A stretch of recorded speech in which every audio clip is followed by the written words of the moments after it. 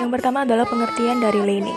Lining merupakan bahan pelapis berupa kain yang melapisi bahan utama sebagian maupun seluruhnya.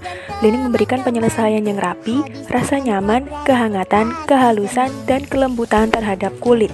Biasanya disebut bahan pelapis terakhir atau puring, karena merupakan penyelesaian terakhir pada pembuatan busana untuk menutupi bagian dalamnya. Ciri dan contoh bahan. Ciri-cirinya yaitu ciri bahan pelapis furing adalah lembut, licin, tipis, ringan, dan higrokopis atau adem saat dikenakan. Contoh bahan lining, kesempatan pemakaian baju yaitu satin, katun, rayon, nilon, silky atau seperti sutra, dan triko. Pemilihan bahan lining. Jenis bahan lining jika bahan utama busana bersifat kaku seperti bahan pakaian kerja, jas, semi-jas blazer, dan lain-lain. Sebaiknya menggunakan bahan lining bertekstur hampir sama seperti kain hero dan kain abuai. Untuk bahan melangsai seperti menggunakan bahan yang lembut seperti kain yasanta, HVL, dan lain-lain. Yang kedua adalah warna bahan. Warna bahan disesuaikan dengan bahan utamanya. Bahan lining dapat menggunakan warna yang sedikit lebih tua atau lebih muda dari bahan utamanya. Yang ketiga, sifat luntur dan susut kain. Bahan lining dapat luntur dan susut setelah dicuci, terutama lining bahan katun. Agar tidak luntur dan susut, sebaiknya sebelum digunting, dicuci, dan dikeringkan lalu disetrika. Yang keempat, kesempatan pemakaian busana. Pemilihan bahan untuk lining perlu memperhatikan kesempatan pemakaian busana.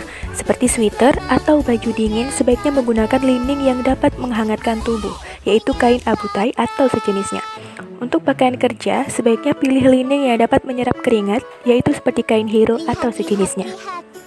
Fungsi lining. Fungsi lining antara lain yaitu 1. Menutup konstruksi bagian dalam busana agar tampak lebih rapi. Yang kedua, menahan bentuk dan jatuhnya busana. Kemudian yang ketiga yaitu mengganti petticoat atau rok dalam. Yang keempat, menutup bahan tipis yang tembus pandang. Yang kelima yaitu sebagai pelapis dari bahan berbulu atau kasar seperti wool. Yang keenam, untuk kenyamanan, adem, hangat, lembut saat dikenakan. Yang ketujuh yaitu memudahkan pakaian untuk dipakai atau dilepas. Kemudian adalah penempatan lining. Underlining 1. Dipasang pada bagian-bagian tertentu pada busana. Misalnya bahan organdi atau organza bisa digunakan sebagai bahan penegak kerah pada kebaya tanpa harus merusak motif bahan utama. Yang kedua, untuk menyelesaikan lapisan menurut bentuk dan belahan tengah muka, juga untuk perkuat badan yang akan dihias, seperti dibordir atau dipayet. Yang ketiga yaitu dipasang di seluruh bagian busana.